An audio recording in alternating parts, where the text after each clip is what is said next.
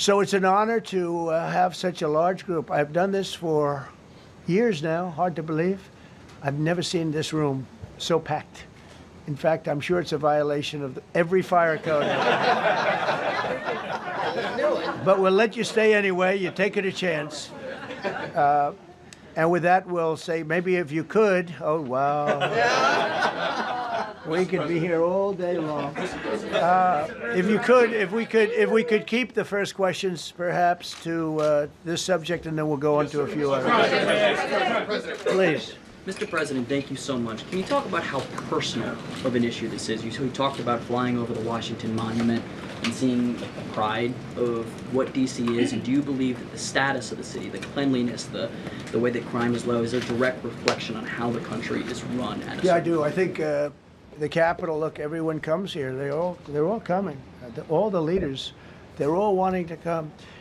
And I say it, I've said it again, but I'm really just quoting other leaders from NATO, from the Middle East, King of Saudi Arabia, Qatar, UAE. I was over there. We brought back $5.1 trillion of investment into our country. But a month and a half ago, I was at NATO.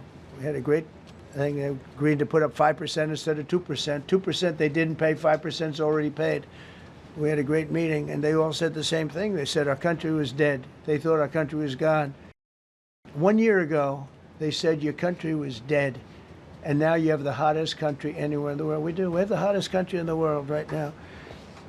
The tariffs have helped. It's given us not only the money, it's billions, trillions of dollars of money, but it gives us great power over enemies. We solved 5 wars with Pakistan and India. We just solved one. Azerbaijan and, as you know, and Armenia. A war was raging for 37 years.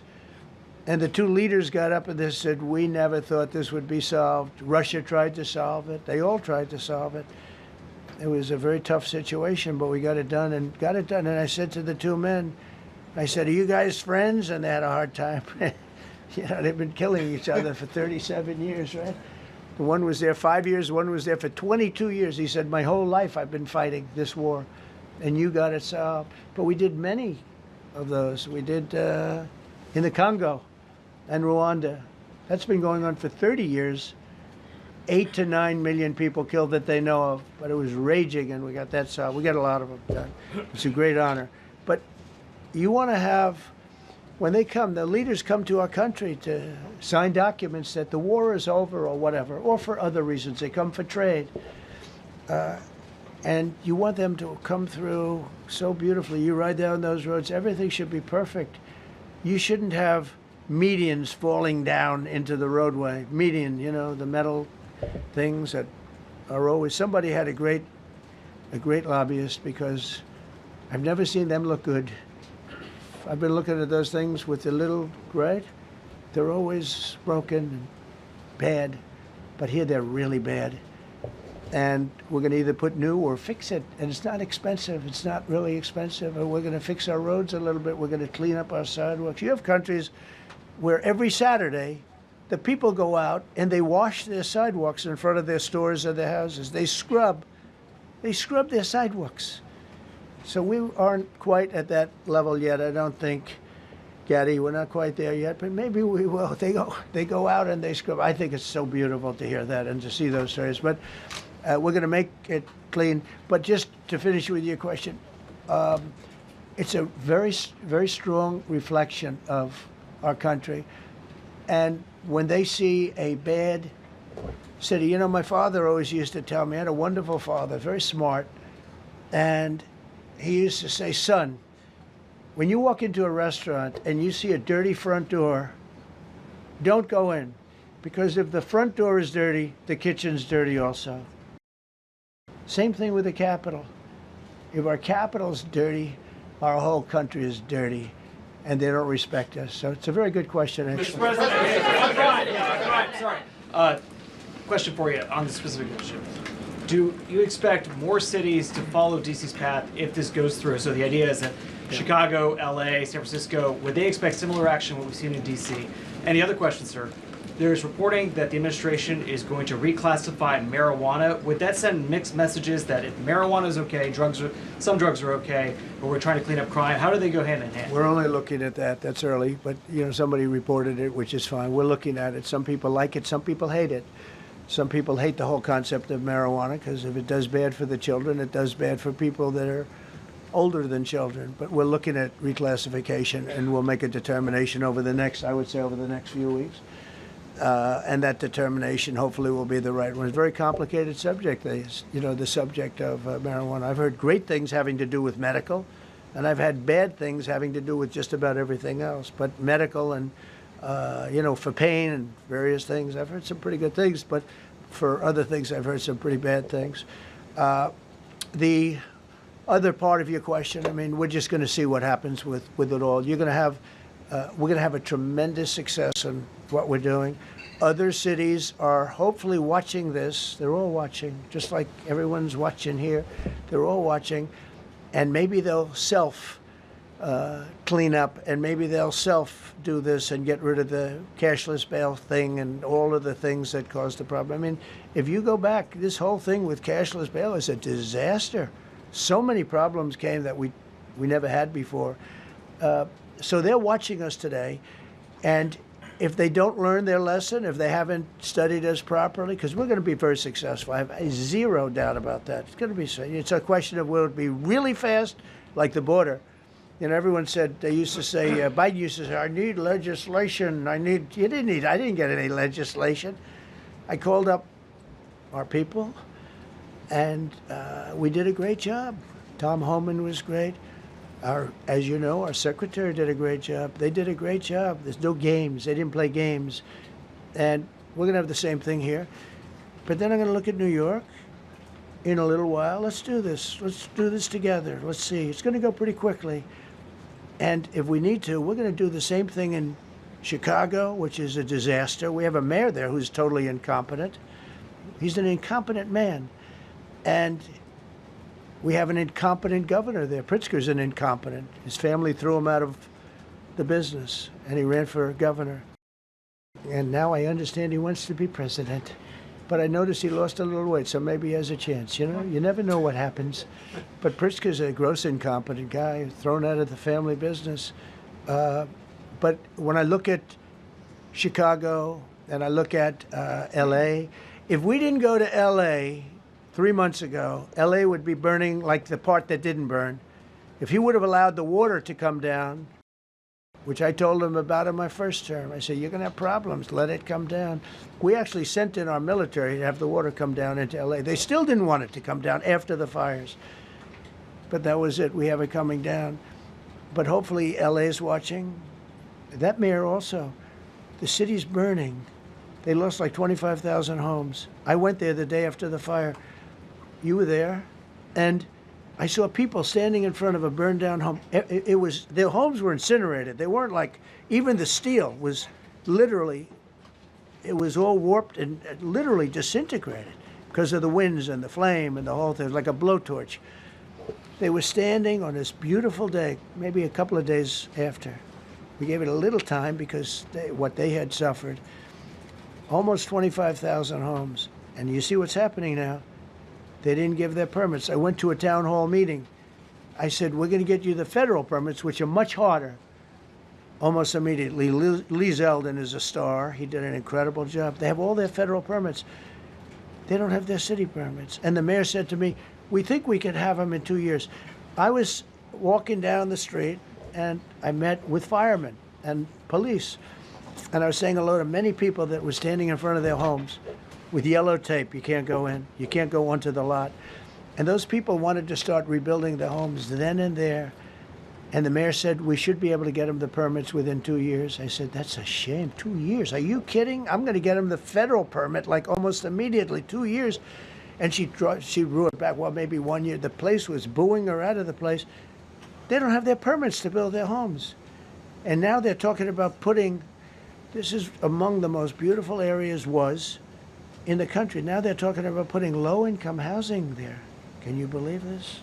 I love low-income housing. I made money with low-income housing. I built low-income housing. I know more about low-income housing and luxury housing. I know about everything real estate. They want to replace some of those homes with low-income housing. They haven't gotten their permits yet.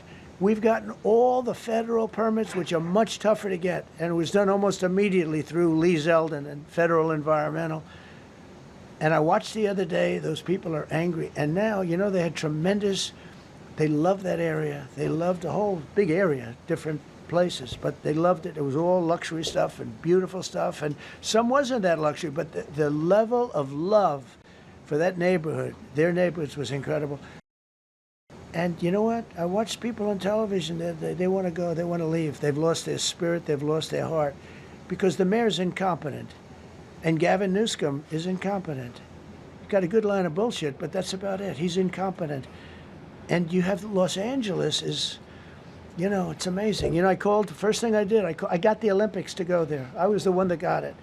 And by a rare thing that happened, I'll be the president. I was very upset because I got the Olympics there, and I said I won't be president when it comes, but bad things happened, and illegal things happened, really illegal things happened.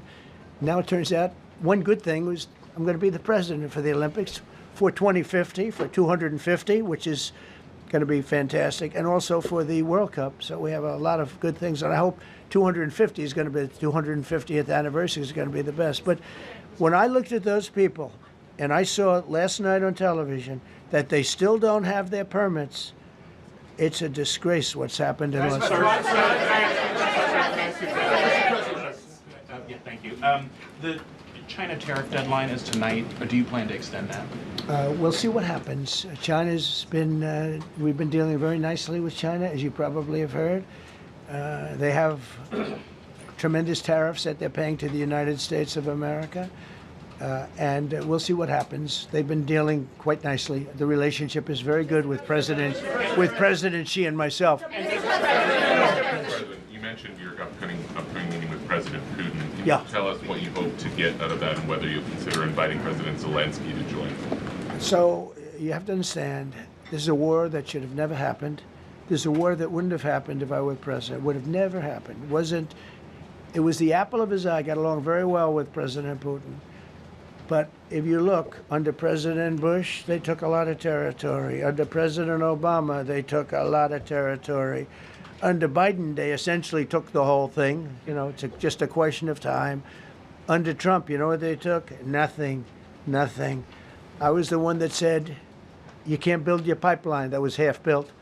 I came in, I stopped the pipeline. It's called Nord Stream 2. Nobody knows that, you know. Nobody ever heard of Nord Stream 2. You might have not even heard it. Biggest pipeline in the world. I stopped it. I was not a friend of Russia, but I got along well with Putin. It's always good to get along with other countries if possible, but that doesn't mean you roll over like Biden did. Biden came in and he immediately approved the pipeline. I couldn't believe it. Then they say Trump wasn't tough on Russia. I wasn't tough. I was the toughest. Putin said, if you're not tough, I would hate like hell to see you. I stopped the biggest economic development job, the biggest job that Russia had ever built. I stopped it. It was dead. And this low IQ president came in and he let them build a pipeline and supply oil and gas all over Europe, you know. So this is really a feel-out meeting a little bit.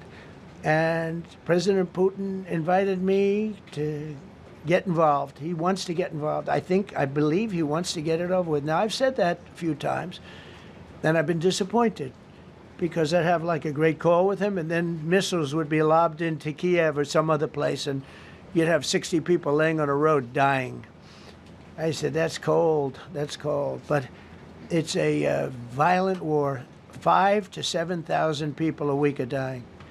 And you know, there's nobody from here. They're all Russian and Ukrainian people, and some people from the cities, much smaller number, but still, those missiles do damage and they kill a lot of people, but mostly soldiers.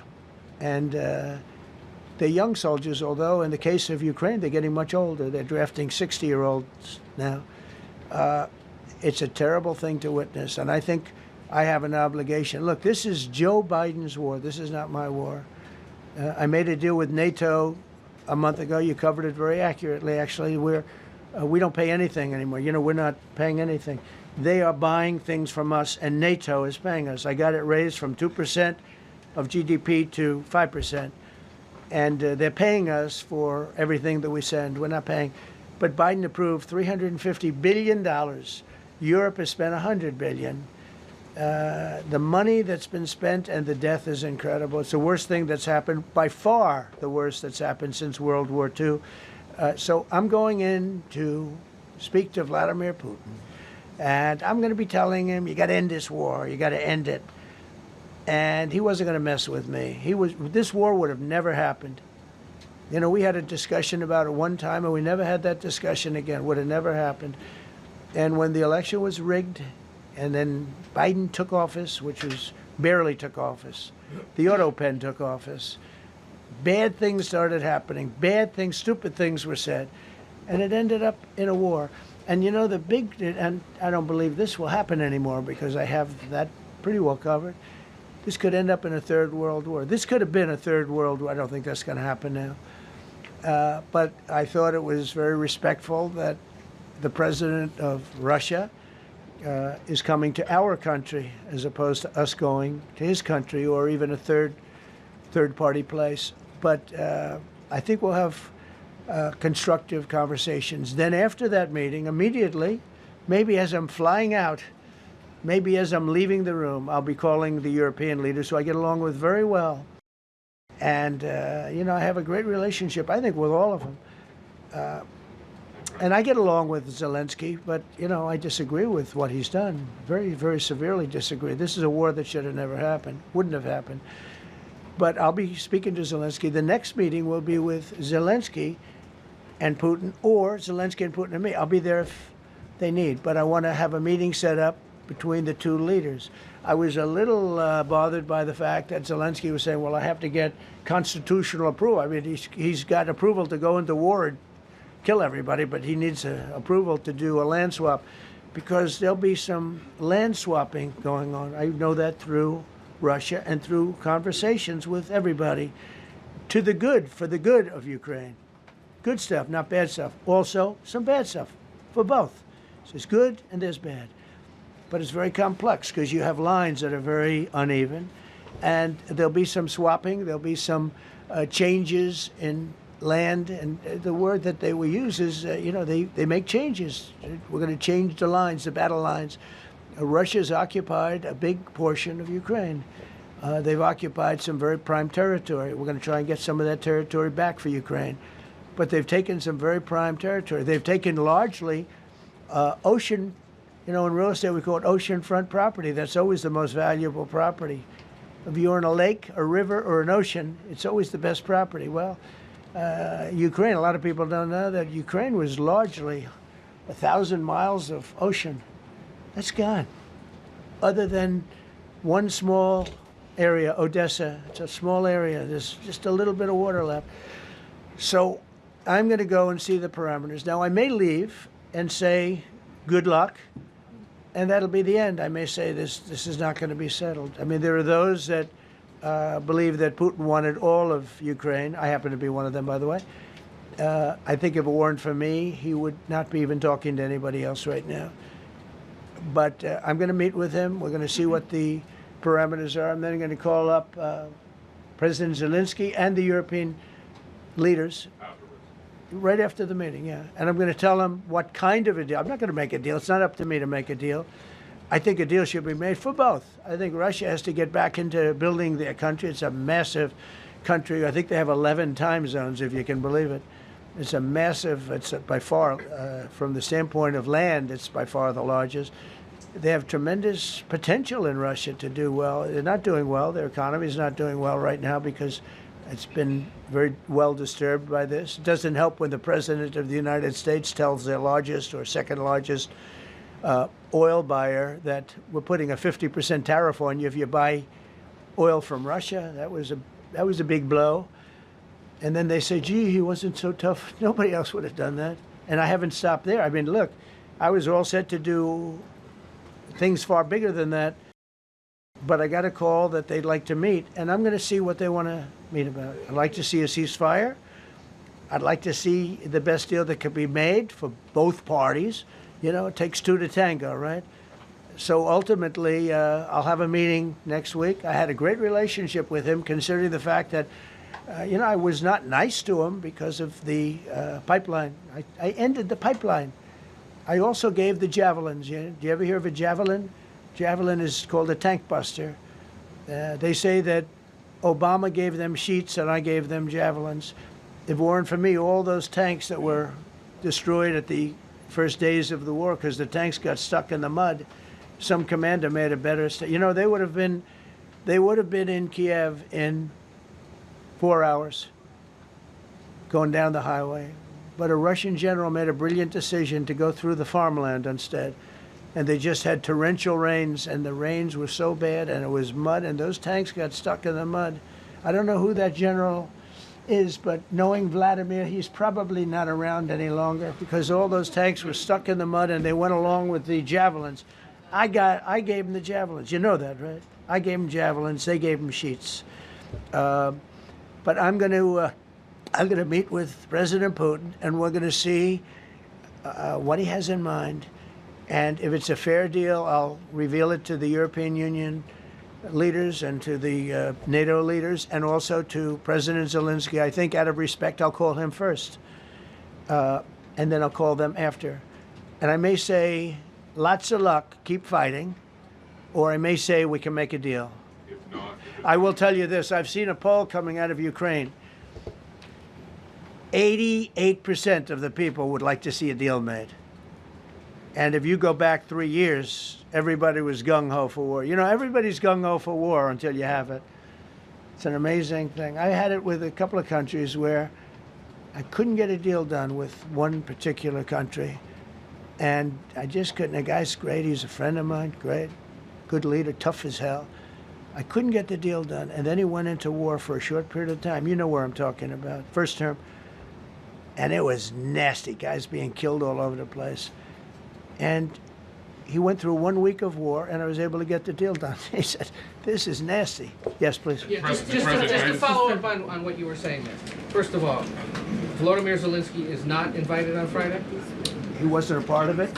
I would say he could go, but he's gone to a lot of meetings. He's been there for 3.5 years. Nothing happened. And what is the definition? I mean, do you want somebody that's been doing this for 3.5 years? What's the definition of a good deal? I'll tell you after I hear what the deal is.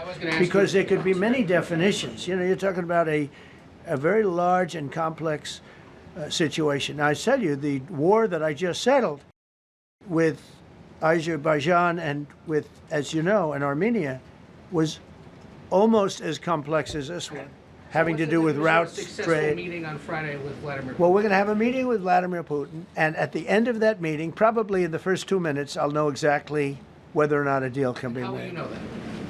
Because that's what I do. I make deals. Yeah, please, go ahead. Yeah, thank you, Mr. President. I'm going to ask you 2 questions, one about China, one about Russia, if I could. On China, your administration agreed to send the most advanced or advanced NVIDIA and AMD chips. No, obsolete. No. Obsolete chip. Well, and then 15% of the profits. You mean the 20s? No. This is an old chip that China already has. And I deal with Jensen, who's a great guy, and NVIDIA. The chip that we're talking about, the H20, it's an old chip. China already has it in a different form, different name, but they have it. Or they have a combination of two will make up for it and even then some. Now Jensen's a very brilliant guy, and Jensen also has a new chip, the Blackwell. Do you know what the Blackwell is? The Blackwell is super duper advanced.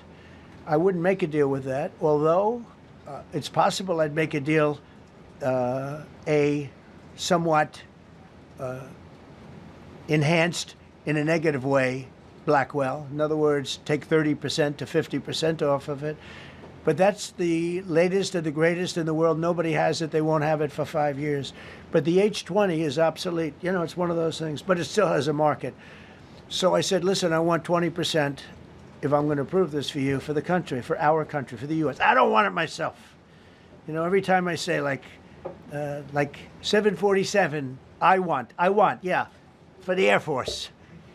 So I just wanted, so when I say I want 20, I want for the country. I only care about the country. I don't care about myself. And he said, would you make it 15? So we negotiate a little deal. So he's selling a essentially old chip that Huawei has a similar chip, a chip that does the same thing.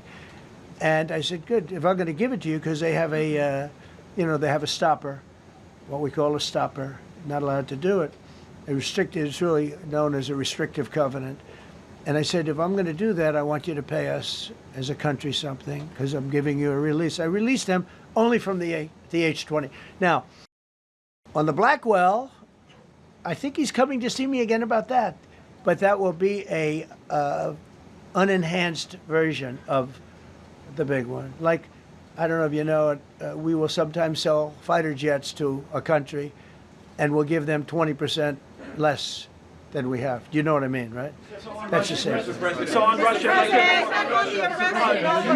do you see a time, Mr. President, when there could be normal trade between the U.S. and Russia? Should your meeting go well, should there be peace? I do, yeah. Russia has a very valuable piece of land. If Vladimir Putin would go toward business instead of toward war, it's a warring nation. That's what they do. They fight a lot of wars. A friend of mine said Russia's tough because they just keep on fighting. They beat Hitler, so did we, and they beat Napoleon. They've been doing this for a long time. I asked a question to a very, very smart man that some people like and some people don't like. Viktor Orban, right, from Hungary, the head of Hungary, and he's in that same area and knows the two countries very well. I said, this was before Biden didn't do anything to get us out of it. He could have gotten us out of that. It would have never happened. I said, so can Russia be beaten by Ukraine? He looked at me like, what a stupid question.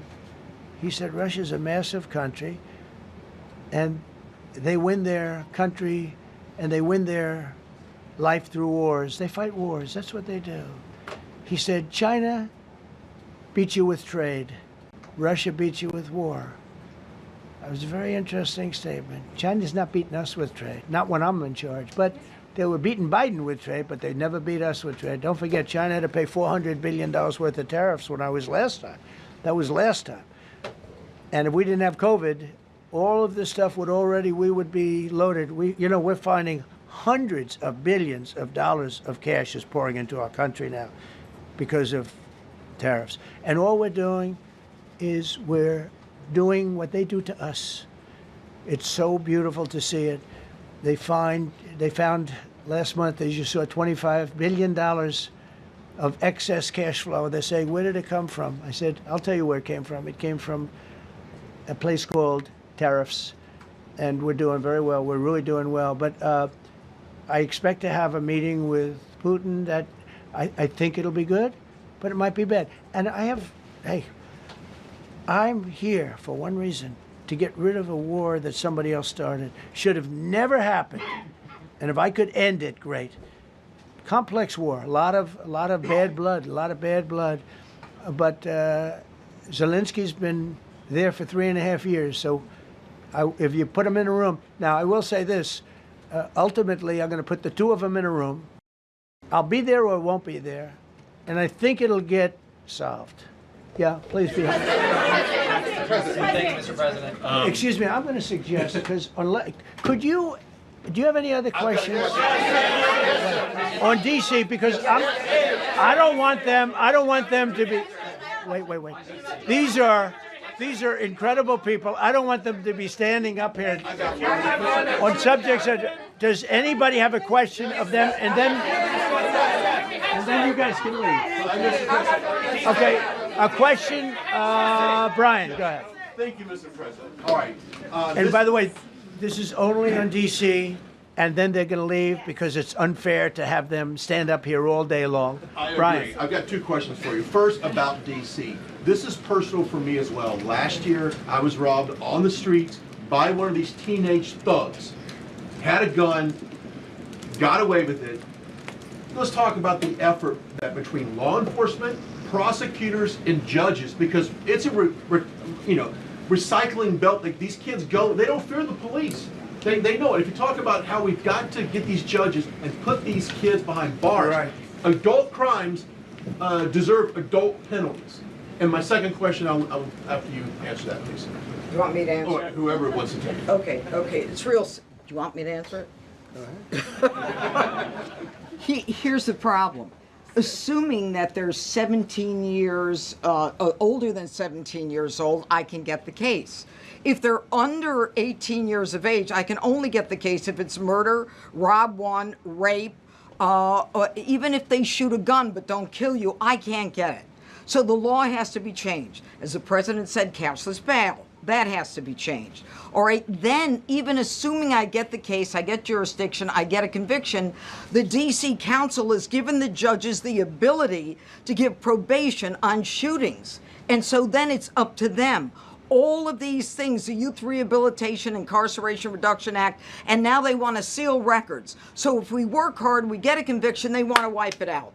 So that needs all to be changed. Okay, Mr. Question. Pam, would you answer that also? Yeah, and just back to that topic.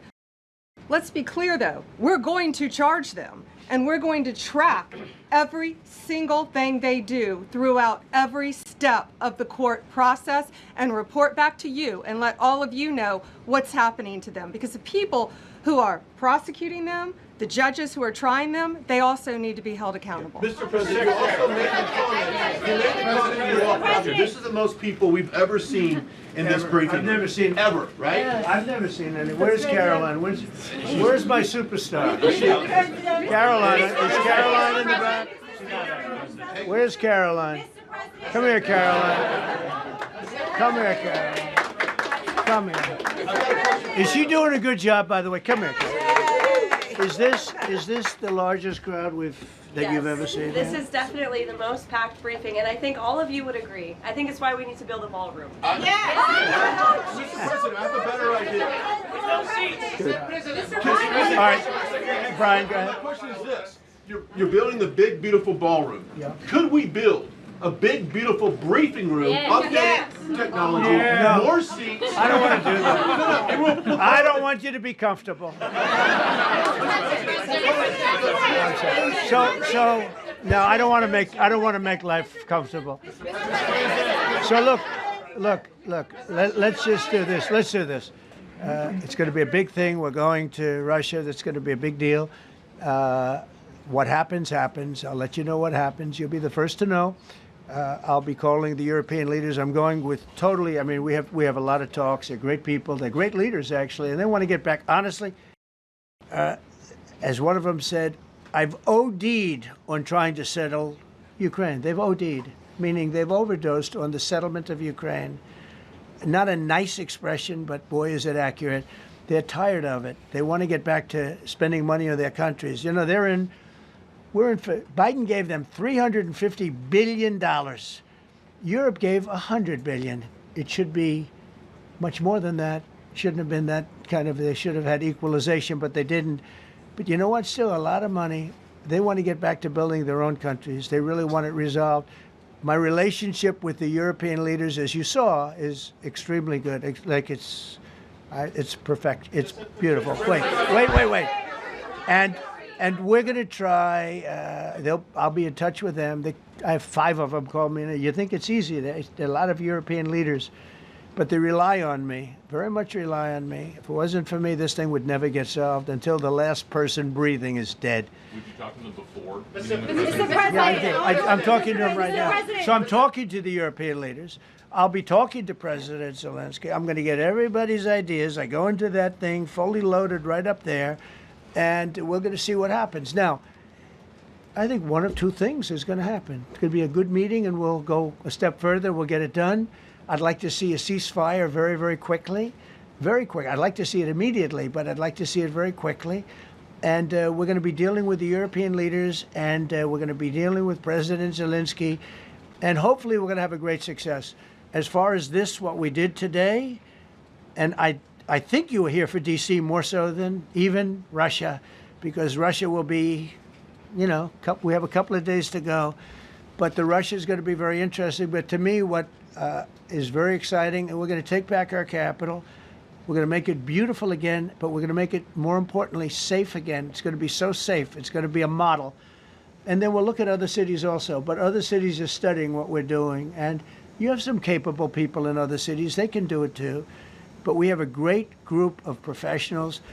We're going to have a safe, beautiful capital, and it's going to happen very quickly. Thank you all.